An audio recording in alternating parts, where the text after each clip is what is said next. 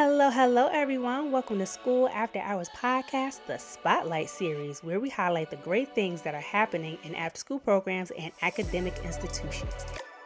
Today, we are giving the spotlight to John Marshall High School in Richmond, Virginia. John Marshall High School, aka the Justices, have done an amazing job cultivating student-driven after-school programming so their learners can be prepared for the workforce or higher education. They also received their school accreditation this year, so Principal Murray will be sharing their accreditation story with us as we tour the building with the site director, Miss Bland, to see some of the great things that are happening after school hours.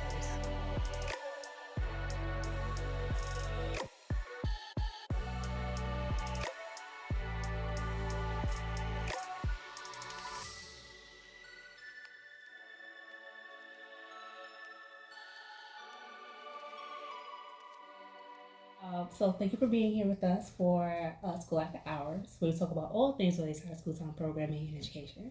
And today we're visiting John Marshall to talk about the transformation that you've done with the school, not just with them academically during the day. Congratulations on your accredited. Thank you. And but transforming it into a model of focusing on entrepreneurship, but also bringing in resources so kids could pursue the skills or pursue the professions that may not have them go into college, so that they can make a decent living and still feed themselves and their families.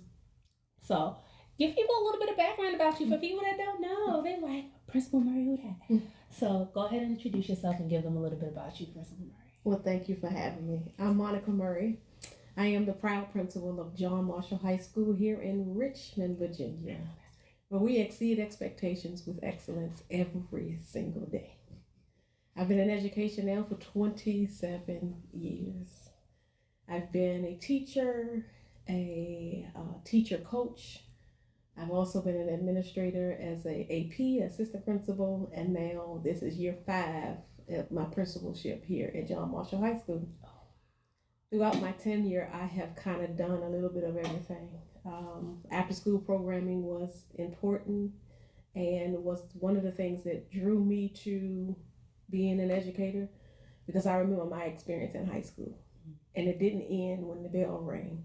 We remained after school, and it was those moments that we really enjoyed or found love for, one, our classmates, and I would say it's an extension of the education process. So here at John Marshall, we're a Title I school, and I say often that we use Title I funds to enhance our learning, but 21st century brings the fun in the afternoon. And so we knew we had to find funds to make sure that our after-school programming was robust, and 21st century allows us to do that.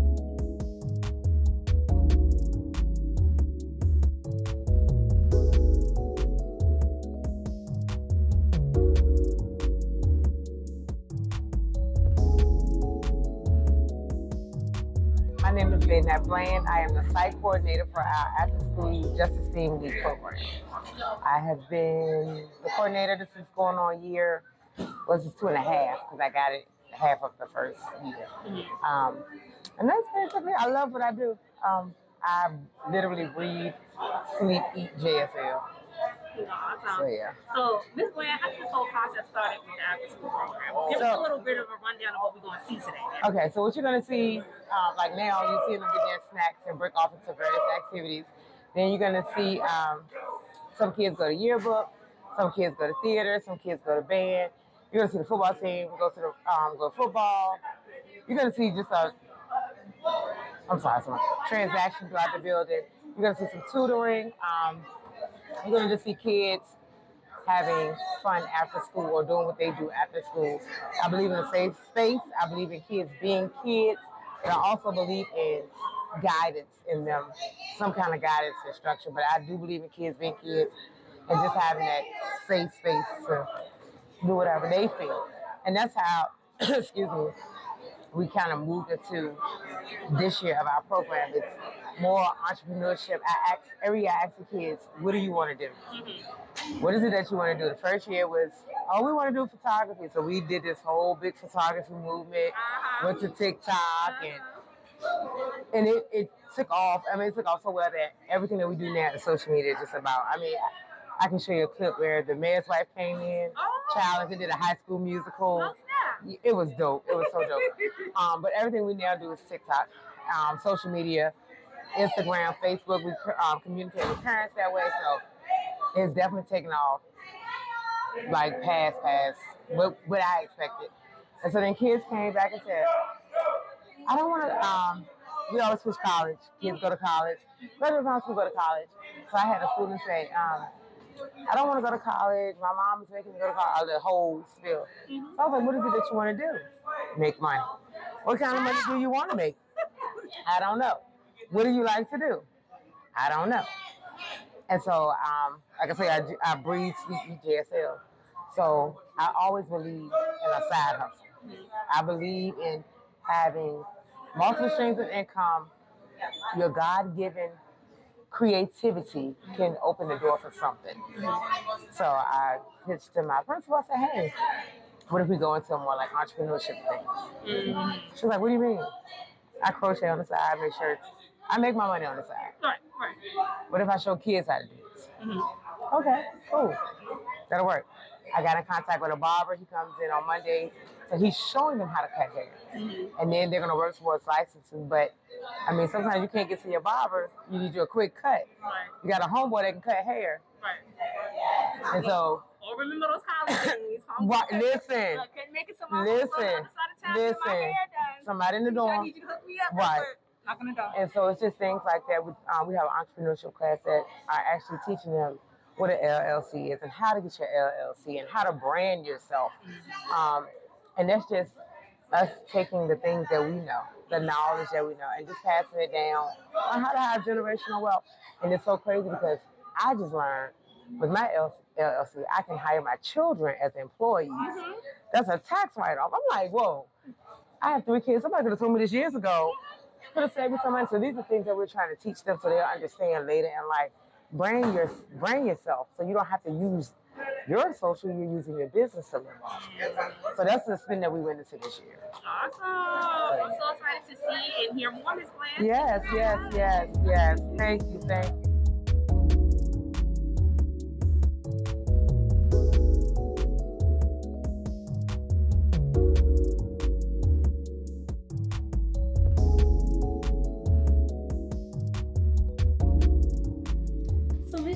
Thank you for being here with us today. I greatly appreciate you. Oh, you're welcome. So, as one of the teachers that are here for the After School program, but also for John Marshall, let's go ahead and introduce yourself. So, go ahead and give us your name, what you do, and also how you contribute to After School programming. Okay. Well, my name is Gwendolyn Jala. I am the academic coach for the athletes in the building and any students who need assistance. I serve as a parent liaison for John Marshall High School. I assist on the attendance team and student support services. So I am the third wheel to our institution called the John Marshall High School family. The other wheel that makes sure that y'all forward. Make sure. And I'm the person that, believe it or not, I am a part-time person, but I am full-time hours plus. We just work until we get the job done and done right. Based on the academic component, incorporating tutoring into your after-school program, how have you seen that help the students based in them just having class and then just going home? They're looking forward to something. I would say once the teachers, because what is happening, what's being taught during the day is structured.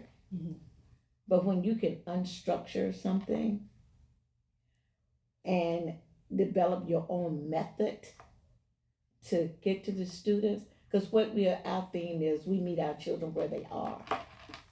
And all of the children, they're in different places. And with after school, it's old school. You can teach Jane the way she needs to be taught, and Jim the way he needs to be taught, and it works. It works. I just love the academic portion is excellent, and then like you said, the theater. I was talking about the theater. You go in there. Oh well, let's put a little algebra, geometry. How are you gonna use geometry? then the teacher just take the figure, the figures, geometric figures, and how you measure things and what you're going to do with different things to make it work. So, and then when the children get it into the classroom, they transfer whatever they've learned, the new methods that they learned, and the tutoring session, they take that academic into the classroom, and they're improving because they can relate their own way. They can relate to what they learn in the I would say after school portion with the academic portion, and then they're able to help their friends sometimes answer questions, but they are also growing. It's an excellent program. I'm excited about it. It's just wonderful, and it takes time, but everybody's growing. Man, we stand back for tutoring. We had the same thing in class. It's not the same. You go there now. That's not the same teacher that teaches in the morning. It's the same one. She has freedom, a little bit more freedom. Everybody has a curriculum. If we didn't, we'd be lost. Right. So you have a curriculum that you must follow, things you must do. And after school, you have the same curriculum, but you can twist it and make it work to help the children. Right. So that's very exciting academically to see the children grow and have fun at the same time. But those are the relationships that we build. Like I've been a flag coach. This is year 14. Oh, nice. And I have gone to college graduations, weddings, baby showers. We're going through here. I am a part of those girls, and these girls are grown 30. I'm there. We're family. So it goes past even after school. It goes into the world. Yeah. And that's a special thing. Yeah, oh yeah. Especially when I get my first college graduation for one of my girls for her master's. Man, I cried. I couldn't believe it because the time had gone by. But just to see like product of your work. So yeah. So some of the things that have happened in John Marshall, like you all have gone viral. That's one of the things. You also got your school accreditation, but you also transformed the model of what you wanted the after school program to look like after COVID. So kind of walk us through that process of what it looked like before to what it is now. Right. So when I first started working at John Marshall, I was a part of our after school programming, and it was very easy to get kids to stay after school. All you had to say was we were feeding them or we had some type of activity and kids stayed after school. But then when COVID hit, and also our district changed our time of day. So our day ends at 4:00. So after COVID and that day ending, it was ghost town when we first got back. Trying to get kids involved and acclimated again to what school looked like, what the beginning of school looks like, all the way through the end, was difficult. And so we knew that we had to do some things differently. And so the easiest population for us to touch were the athletes. We knew that the athletes were committed because of their athletic programming. And once we could get them, we knew we could build other programming around, and that they would then motivate other kids to begin to stay back. So we began to look at what were the needs of the athletes. One of the most important things for student athletes is to remain eligible so they can play. And that eligibility is easy during the season. But in the off season, what do we do to make sure that they're eligible? And so our after school programming offers opportunity for our tutoring programs and getting them engaged and introduced to that living wage profession. Because what we realize is that a very small portion of our student population actually go to college and stay. The majority of them, after COVID, are looking to go right into the workforce because there were so many opportunities for them during COVID to work. So, okay, we need to listen and offer those type of opportunities. So we didn't want the kids to just go into fast food working, and a lot of them go into hospitality, but what other opportunities are out there and available? And that's what we began to build our after school programming around. So what do you want the students to take away from their experience for after school? After school? That it's fun. It's a fun way of learning. It's excitement. It's extracurricular activity. Just to let them know that you can learn, you can have fun. We have a trade now, entrepreneurship. We're teaching our children survival skills because everybody, we have to say, will not go to college.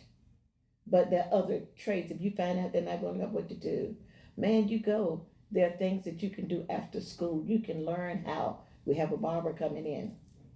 You can learn how to cut hair. You know, that's a good thing. It's so many things that they can learn. So I hope as these children are here, they will take away. You can get a strong education. It's rigor there, but it's in a fun way. And you can do fun activities and you can really enjoy school the way I did when I was in school. And I think that will bring, like today we had 86 children to show up and they went different places at different times. But in the evening when they come to go get on the bus, everybody's going to talk about what they did. Mm-hmm. And I just want everybody to have fun and enjoy education, enjoy this time of their life and enjoy school and what all this Ms. Murray worked so hard. All of the teachers and staff here work so hard to give you and the passion that's in this building to help them. And if all of them would just take away one thing, they love us, they care about us, we really mean something. They listen to what we have, the problems that we have. You know, they're willing to help us solve the problems. And if they can't solve it, they're going to find someone that can solve it. Mm-hmm. And that's a life-changing experience. Right. It really is. I'm quite sure they take it. And you don't think they listen until I have had the experience. I have been here part-time for 13 years. To hear the college students come back and say, dang, Miss Jolly, when we got to school and all of this was happening, we were having fun, but you told us. The teachers told us. They were hard on us, but we knew what we were doing because they taught us this. That's exciting. If you can, everyone reach one, teach one. Mm-hmm. It's a great thing. It's a great thing. I don't mean to talk much, but my passion. I love this. I love this school. I've had 3 students to graduate from this school and moved on. They have bachelors and masters. They give back, and it was taught with me. But the teachers also taught them that you have to give something, Mm-hmm. but you don't give to get. Right. You give it. Right. And our children are learning. We have community service projects. It's just fun. Hopefully everybody will pick up one thing. But at most, like I said, if we love them. We're going to do what we can. We're going to listen to them and they can learn, have fun while they're learning. Mm-hmm. Yes, ma'am. I think those are all my questions that I had. So thank you so much, Ms. Jolly, for your you're time. so welcome. And I greatly appreciate you, and you were amazing during this interview. Oh, thank you. I Thank you. appreciate it. Thank you all for coming. No problem. Yes, Yeah, yes. I had to see what all the ruckus was about. Yes, yes. And when you come in, it's a little confusing, but everybody laughing. Everybody, Miss Jolly, come on, and hugs. Mm-hmm. And I call them all Puddin'. But Come on, Puddin'. What you do today? that's how you know How you you got do? it. They got nicknames. What you do today? You have anything in your office? I don't have a thing in my office. Then I take my key out. Then you go in there and you close that door and you get this. And I'm just like Don't the little tell old lady nobody. that always have a peppermint or lifesaver. Don't tell But the others. don't tell the others, man. And I've told 7, 8, 10 children the same thing. But it's fun. It's a lot of fun. It's a lot of fun. Well, it's good to hear. It's good to Yeah. hear. We're a good family here in this building. If something is wrong with one, something is wrong with all. And that's, you don't find that in many buildings. Right. It's the love, the caring, the sharing. Yeah.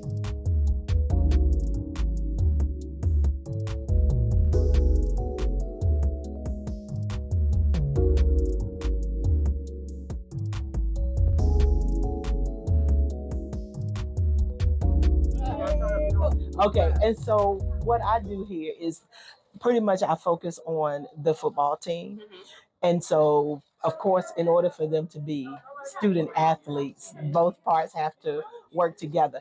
And so, in offering them an opportunity, a time to come in, complete any assignments they haven't completed, work on anything they're having trouble with. And sometimes it's not just me in here because I have sent them to their other teachers who may have stayed back that day, and they go to other teachers and get the direct instruction that they probably missed during class. So it's not a lot of direct instruction in here. It's more of motivation. I don't think that looks right. What do you need to do? Let's read these directions again so that they can have a productive time while they're in here and then feel better about going out and doing whatever they need to do outside on the field. So and my hope is that what will happen is all of them will produce better grades because we do talk about, to me, honestly, I don't even want to see a C. Right. But if that's the best you can do, is because you've done these things in here, you've worked in your classes, you're participating fully throughout the school day,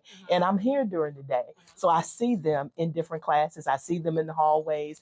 We're talking about what are you doing? What's happening in this class? How you can do better? Do you need to move your seat? Do you need to talk to this teacher? Those things like that. So everything goes into this part right here. So then when you come in here, you can come in here and do your best. Then when you go outside, you can go outside and do your best. But everything is working together. Got you. So how do you think that type of support helps them not only in the classroom, but like you said, also on the field? Well, they have a comfort. They reach a comfort level at some point. And so the things that they learn, how to follow directions, how to listen appropriately, how to ask good questions. That's the same thing you need to do when you're out here and you don't understand what the play is, or how far am I supposed to run, or which side do I need to line up on? Where am I supposed to be? All of that works together. If you can do that in here, in these small settings that are your classes, you can do it out there on the big field. No, that's right. So for your students for your players that do participate in tutoring, what is your requirement for them? Oh, they come in and they just open up. What assignment are you working on today? I'm working on this. Then I'm going to come back and check on you. How far have you gotten? What have you done? A kid was in here yesterday. He was working on some math and he said, "Oh, I got a 74. That's good enough." No, it's not, because actually on the screen it said you needed to work towards getting an 80. I said you need to get an 85, and then you can go out to your practice. So he sat in here and he worked. And today he got a good compliment from one of his other teachers that he was ahead of everybody else in one class because he had done so much work. So they do, for the most part, take it seriously. There are some times when it's not taken as seriously as it needs to be. So then coach has to get involved and they have to talk a little bit more about why this part is just as important as what you're going to do out there. I know, that's great. Well, thank you so much for sharing your No story. problem. It's greatly appreciated. No problem. All right.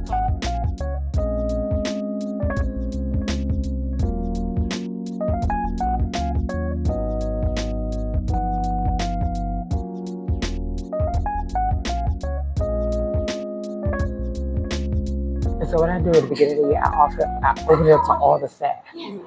If you want to, it's here, but you have to let me know like in the first 2 or 3 weeks of school, so I can make sure you're okay. You pick your day, your times.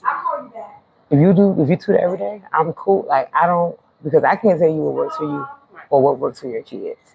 So when I say sometimes like probably not today, come back like next week. The whole science department's gonna be here because we get ready for SOS. So kids are gonna want to stay back for that, and they're all with a classroom full of kids.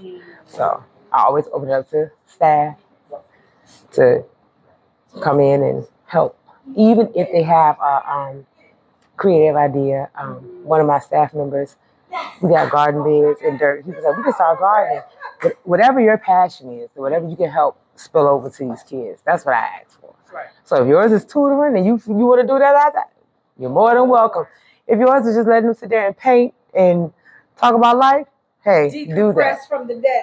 Do that. So I find whatever your skill, I ask you, whatever your skill is, that's what you do. Just give me your curriculum. As long as it meets SOLs, I am fine. And we're in this predicament now with the state. The governor is pushing the students from a self-contained to gen ed. So I have a lot of students that are coming into gen ed now are with 60 and below IQs. Oh, wow. So we are forced Mhm. to make it happen.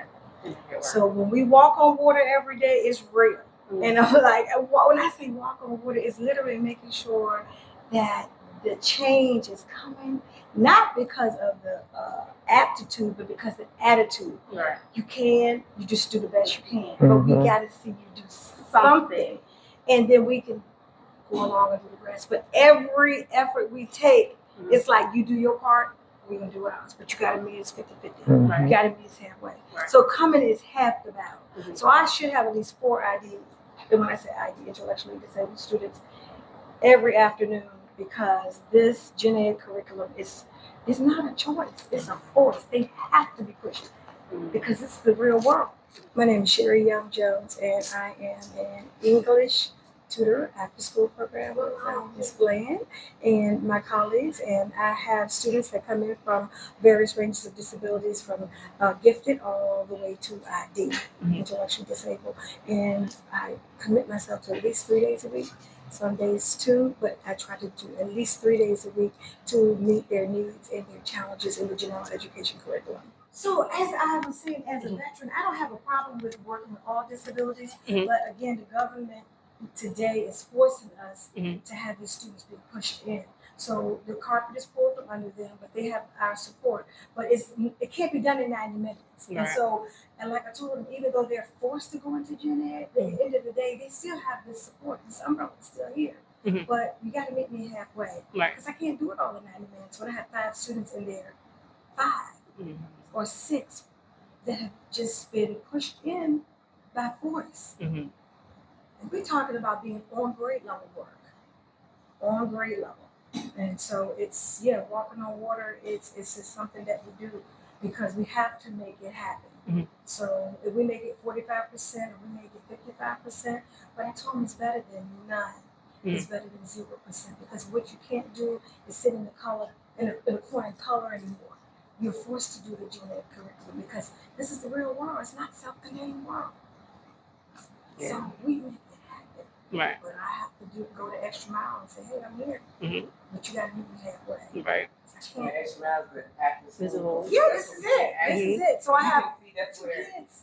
you can actually spend the time with the child. It's so concentrated, right? The concentrated time. And you get a direct focus. Hi, thank you for joining me. How are you doing? So yes, it's concentrated, it's more one-on-one, but it's the curriculum that it has to be given. Right. So it's not a choice. Right. So tell us the story or the process of now you going into getting accreditation. Yeah. Because not too many people talk about that. Right. And how does that play a role in after school time program? Yes. Yeah.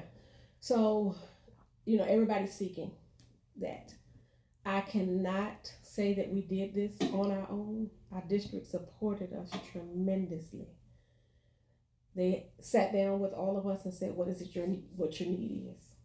When I told them where the supports were, we looked at our data, we found out where our deficiencies were, where our learning gaps were, put a plan together, went to the district and said, this is what we need. And the districts provided that. We got everybody on board. So we were all speaking the language as a staff. The goal is accreditation.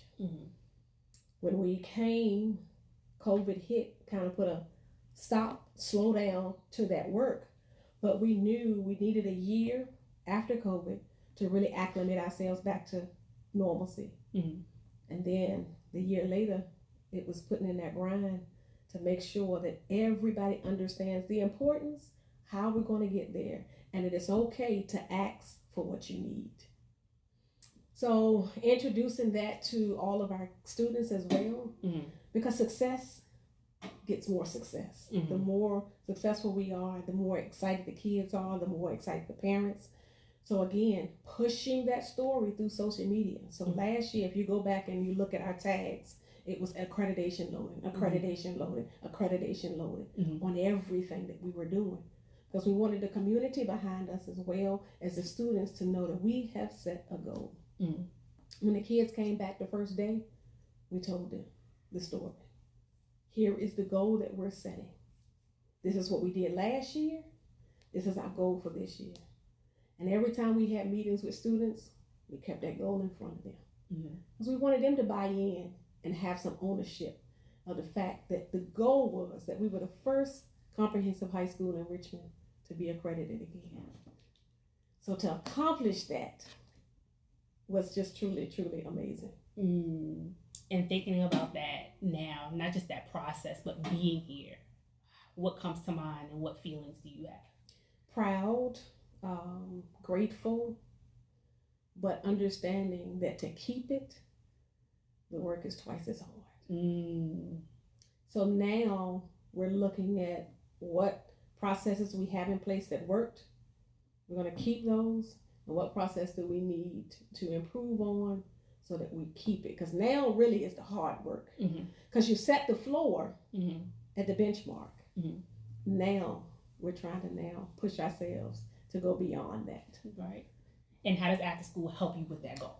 After school affords us the opportunity to give the extra, to get the one problem that we didn't get to get in class, or to have the conversation, or to motivate really them to come back the next day.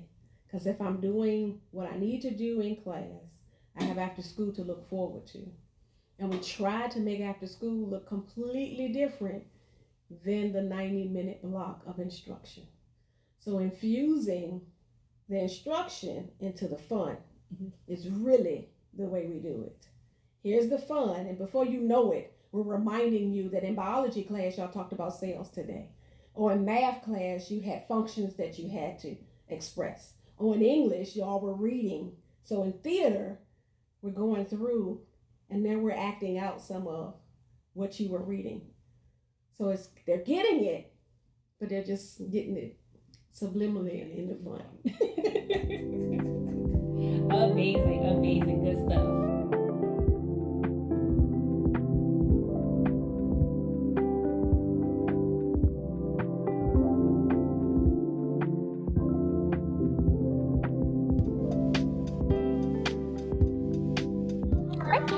So my name is Allison Loudermilk, or Miss Loudermilk. I am actually the geometry teacher at John Marshall, but because theater was so strong when I was in high school, it like shaped who I was in high school, I knew I had to jump in and be the director of the theater program here.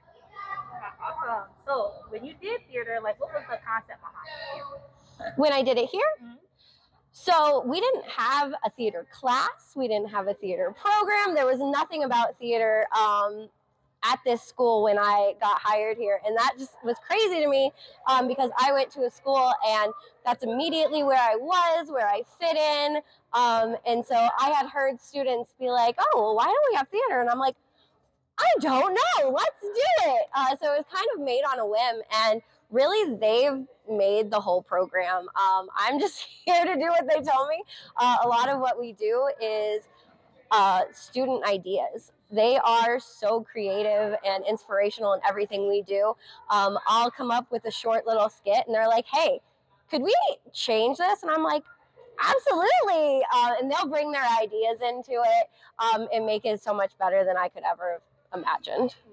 So how could that student input kind of impact the students, but also kind of push them in the direction of pursuing theater? So I think it gives them a voice.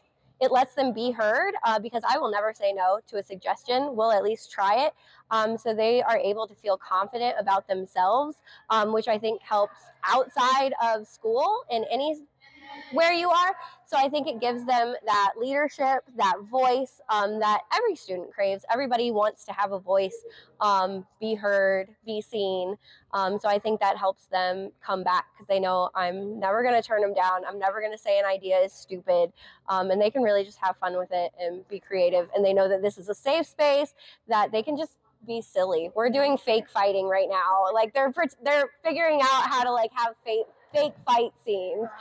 So we really are just being goofy sometimes. Sometimes that's the best way to be creative, to kind of let it all go. Exactly. It's like I said, for a lot of these students, it's just like a safe place where they can come. They make friendships here. A lot of these students didn't know each other until they met in this program, and you can hear them behind me. They're laughing and having fun. We get stuff done, but we do goof off and have a laugh, which is good after a long day at school. Is there any production that you're working on right now? We are. So what they're doing right now is, as John Marshall, we do this thing called a winter showcase, and it's kind of where all the arts come together and showcase their talents. So this was actually a skit that was written and thought of by these students. So that was the really exciting part about being able to do the winter showcase, is they came up with the ideas for the skits.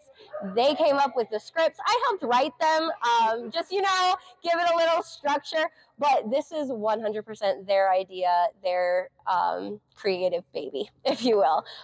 So that's what we are working on now, is one of those skits that we will be performing at the winter showcase. My name is Kaya. I do drama after school and color guard. My name is Bree. I'm a junior and I do theater after school. My name is Izzy. I'm a senior and I do theater after school. My name is JD. I'm a junior.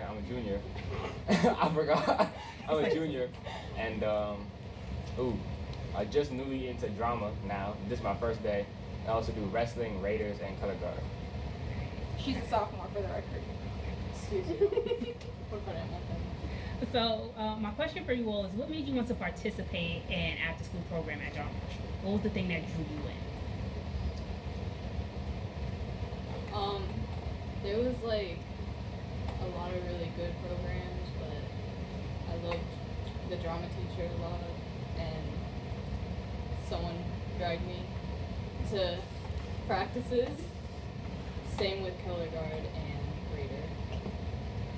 I am proud to say that everybody sitting at this table is in theater because of me. Originally, I didn't know anything about Miss Loudermilk or who she was or the theater program at John Marshall, but I have always been a performer at heart, and the second I heard about it, I was fully invested, and I just kind of threw myself into it. No rhyme, no reason, just we're here. I joined theater after school because some of my friends were in it, and I knew Miss Loudermilk because she was my teacher, and I love her. I joined theater, obviously. Well, actually, because of both of them. She asked me. You asked me first. She asked me this year, and then you asked me this year as well. And then, of course, wrestling. It's just the action of wrestling that entices me. And then Raiders and color guard. I mean, I like the military. I like JROTC, so I just wanted to go to after school there. Got it. So, in participating in after-school programming, have you seen any changes within yourself? Like, you may have started off being shy, but now in participating, you have this new part of your personality that you had to discover, and I kind of like this, So, have you had that experience, or what has that experience been? It made me way more open, I guess, and happier, I guess you could say. For me, it's theater is an outlet, and I feel a lot more empowered when I'm on the stage and I'm able to recite my lines and act my actions out, and it's a glorifying feeling almost just to be on a stage. For me, I am kind of more talkative, but I still refuse to talk in front of an entire class. That is the only difference. I'll talk in front of half the school, instead of 10 people. For me, obviously, I can't say much about theater. This is my first day, but having to lead the color guard, it helped me with my confidence a lot, and also because you have to yell a lot, so it helped me project my voice and all that too. Yeah, well, it's important, of course. Do you feel like you've gained a specific skill that can help you later down in life, something that you could take with you and apply to life, period? A little deep, a little heavy. I don't know, I feel like there's more of one with color guard and Raider and drama. Because it's life lessons that you can take with you and not to give up after someone's yelled at you repeatedly? Yeah. Hey, you get that from theater. I yell at you all the time. Not the way Colonel does. How about you all? Who'd like to go next? I personally, in the future, I would like to be a teacher. So being a part of theater, it helps me get to know the people that I work with. And last year, I was highly thought of as stage manager, although it wasn't official. We all know it was. And I love to direct others, and being a part of theater has really helped me build the confidence in order to do so. For me, I say I gained more confidence in how I'm able to talk to more people instead of having difficulties talking to new people. For me, having to like perform in front of a lot of people with color guard and like a variety of people too, like elderly, football games, all that stuff. It really helped me, like, I don't know how to say it, but like be less how do you say it? Very nervous and stuff. Be less nervous and all that, you know. So that helped me with that, yeah. Do you feel like your after school experience has given you some opportunities?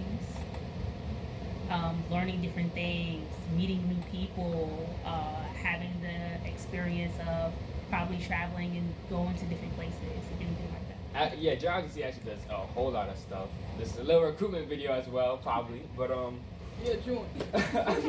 for Raiders, we have the Raiders competition, and we do that at a lot of different forts. It changes almost every year. And then for color guard, We're going to football games. yeah, we just went to a football game. We just went to a hotel as well. We got to eat there. We got to meet the governor and all that. And then it was what did we do this year? It was just a football game in So far. the hotel so far. Yeah, we got a lot. Actually, we have something planned on the 28th as well. So we have a lot of field trips going on with color guard and Raiders. So there's a lot of new opportunities.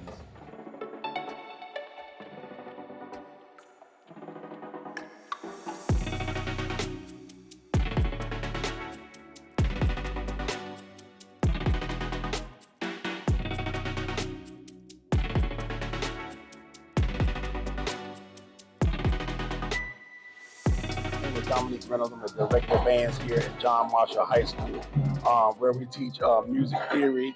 We teach ninth grade beginning band and 10th, 11th, 12th intermediate and advanced band. So I feel that you've done some great things with the band. So give us a little bit of a background of some of the things that you've done for school, My goodness. but also for out of the school environment. Okay, yeah, we've been. I've been director of bands here for a long time, over 15 years. We've been to numerous parades, numerous competitions. We've been in Ohio, we've been in Chicago, we've been in Pennsylvania. Last year, we went to Pennsylvania, and got a superior rating for our concert band music. Really proud about that.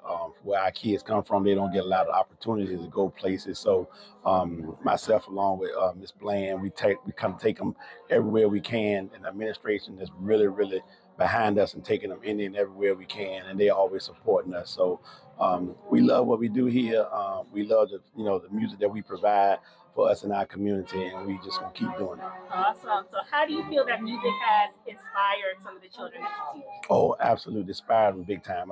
We put probably about 10 to 15 kids in college since we've been here. Norfolk State, Hampton, Virginia State marching bands and concert bands. And they go on, they be successful. Some of them are drum majors on the college level. Leadership positions. Some of them are section leaders on the college level leadership positions. So that makes us feel good when they're graduates of John Marshall.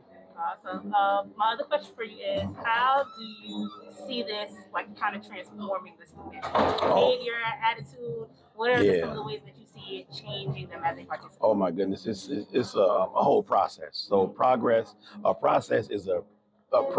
process, put it that way.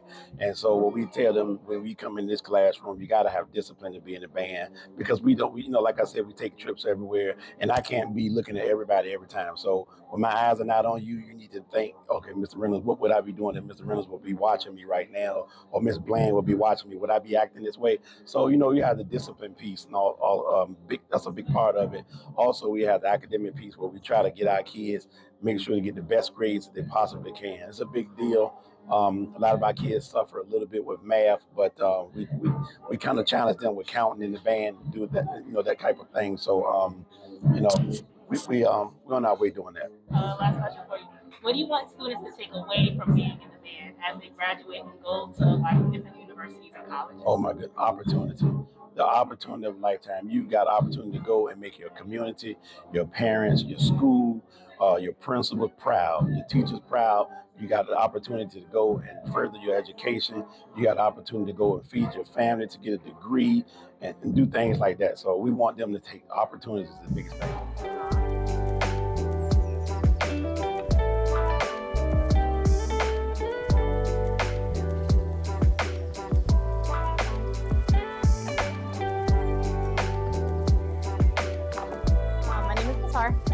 I teach yearbook, and I've been at John Marshall for about 4 years now, doing the program for about 3. Yeah. Nice. So when you started with the yearbook, what was kind of the idea and the concept behind it? So we've always wanted kids to have their voice heard, to have a say in how their school is represented, and we've been doing that through the book for as longer than I've been here. But I bring in the English aspect of it because I'm an English teacher.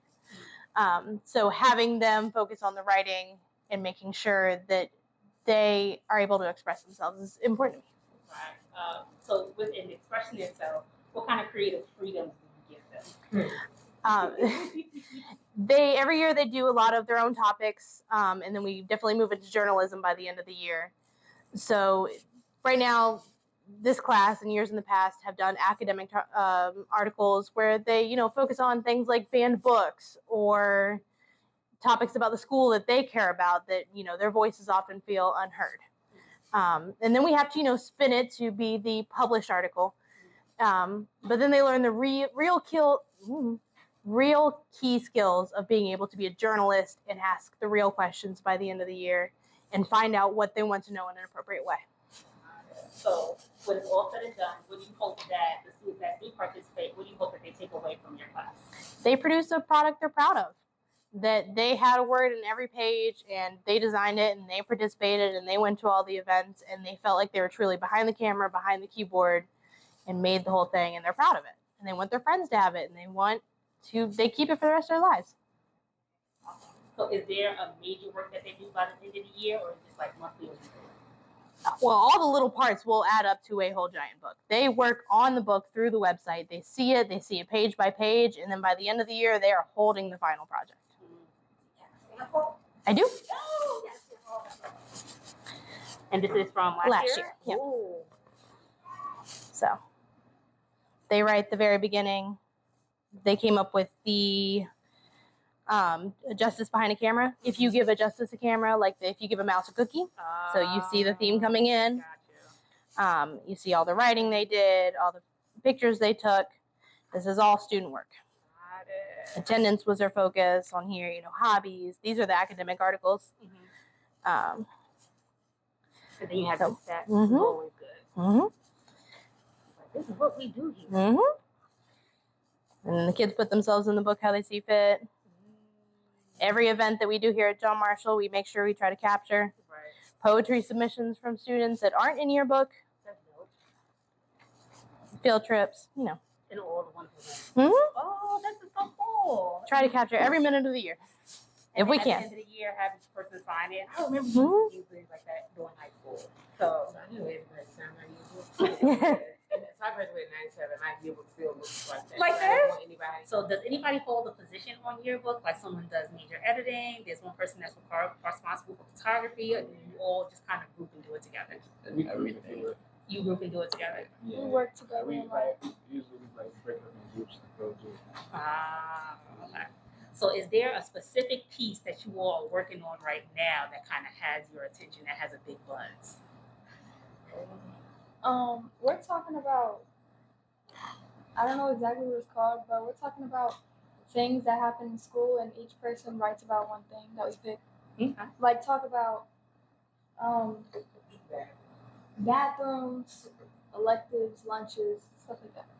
Okay. And that's putting it together for your end of the year piece, right? Yes. Oh, okay. So for your project that you're doing this year, what are some of the things that you all are working on? I'm working on electives.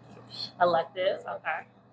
I'm doing bathrooms. Bathrooms, I'm doing advanced classes. advanced classes, and how about you? I mean, I'm doing advanced classes too, actually. Okay. So group work. Yeah. Okay. So in this putting out this book, like what do you hope that the students get from it for this year? I mean, I hope they get to see how good the school year How good we did the book. Pictures of themselves. Yeah. Pictures of themselves and representation. Okay. So why is that important to you? Because I mean, everybody should be included in the yearbook, so people should get the yearbook to see themselves and be able to keep that for a long time to show their grandkids or their kids and see how they lived that year in high school. Awesome. Then keep a collection. I wish I did that. Keep a collection of the things that you kind of accomplished or the people that you knew. Because as time get on, like you I got kind of forget. yearbooks. Elementary school. I got my pre-K, my first grade, my third grade, and my fourth grade. I don't have any of those. So you better than I have. So outside of getting, seeing representation of themselves, what else do you hope that your classmates get from the work that you do? I hope they get a good experience, like a good experience from it. Right. Good school year. That's all. That's about it. All the highlights. All the highlights, all the moments. This game, every game, everything. Gotta get the game. Awesome. Everyone lives for the games. But thank you so much for sharing. I greatly appreciate you, and I hope that, when you do your final product, I get a little sneak peek. You know what I mean? And, give us a chance to see what you've all done and put together. All right. Cool. All right. So we're going to go ahead and switch over to our professionals line. Okay. Principal Murray, my question for you is for those that are in leadership and they are striving for this accreditation, but also to engage their students, but also in a leadership position in principalship, what encouragement would you give them and what advice would you give them for this process? So encouragement is to always know that you're doing what you're doing for children. Keeping that in the forefront, that we do this work because we desire student success and to grow children. I would also say keep it simple and keep the main thing, right? So building relationships with staff and making staff feel empowered to make decisions and building staff capacity helps staff understand the importance of the work that we're doing. So you got to feed the staff so they don't eat the children. So that's a book. Making sure staff feel heard, valued, and supported, right? Once they feel heard, valued, and supported, then they're going to give everything that they can to their students. Students need to know what their goal is. So keeping the goal in front of the students, and then the community needs to understand that they are part of the success. Feed the staff so they don't eat the children, keep the goal in front of the students, and make sure community is involved. Well, if anybody wanted to get in touch with you, Principal Murray, go ahead and give me your information so they can reach out to you. Absolutely. So I can be reached here at the school, but through phone. That's 780-6052. 804-780-6052. But the easiest way to get in contact with me is through email, and that's mglass, MGLASS, at rvaschools.net. Okay. Well, thank you so much for your time, Principal Murray. You're welcome. Hey everyone, I hope you enjoyed this episode from the Spotlight series. We had a terrific time exploring John Marshall High School's after-school program. Not only were we greeted with smiles and laughs, but we saw so much passion and commitment from staff and students alike. It definitely came across in this episode. It's no wonder they have achieved so much success in a short time. I'd like to thank the John Marshall administrators, staff, and students who participated and helped with this video. We can't wait to come back and hear more of your story. Yeah, that's all right. everyone, that brings us to the end of our show. If you liked what you heard and you enjoyed our conversation, make sure that you're following us on YouTube, but also hit that like button so we know what you are enjoying. You can also find us on other podcast platforms like Apple Podcasts, Spotify, and Google Podcasts if you want to listen to our audio version as well. To get more behind the scenes stuff, make sure that you're following us on our social media accounts, Instagram and Facebook at School After Hours. Well, that's all I have for today. In the words of Mr. Arthur Ashe, start where you are, use what you have, do what you can.